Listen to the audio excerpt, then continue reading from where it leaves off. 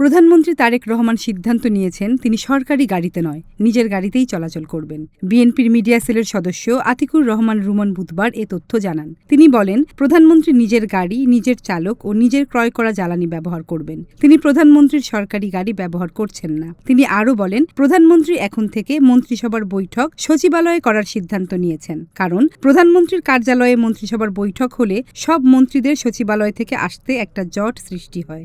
VIP চলাচলে সাধারণ মানুষ ভোগান্তির মুখে পড়ে। সেসব কথা বিবেচনা করে প্রধানমন্ত্রী বেশিরভাগ সময় সচিবালয়ে মন্ত্রিসভার বৈঠক করার সিদ্ধান্ত নিয়েছেন। রাজধানীতে প্রধানমন্ত্রীর যাত্রাপথে সড়কের দুই ধারে পোশাকধারী পুলিশের অবস্থানের যে নিয়ম, তাও বন্ধ করতে সংশ্লিষ্ট মন্ত্রণালয়কে নির্দেশ দিয়েছেন প্রধানমন্ত্রী।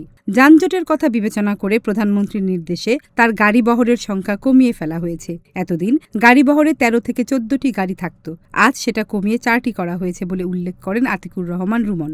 শপথ নেয়ার পর বুধবার প্রথম দিনের কর্মসূচিতে নিজের পতাকাবিহীন সাদা টয়োটা গাড়ি ব্যবহার করেছেন প্রধানমন্ত্রী। তবে রাষ্ট্রীয় অনুষ্ঠান বা বিদেশি মেহমানদের সফরের সময় তার গাড়িতে পতাকা ব্যবহার করা হবে বলে জানিয়েছেন আতিকুর রহমান রুমন। মনস্বিতা বুলবুলি, দিনকাল ডিজিটাল।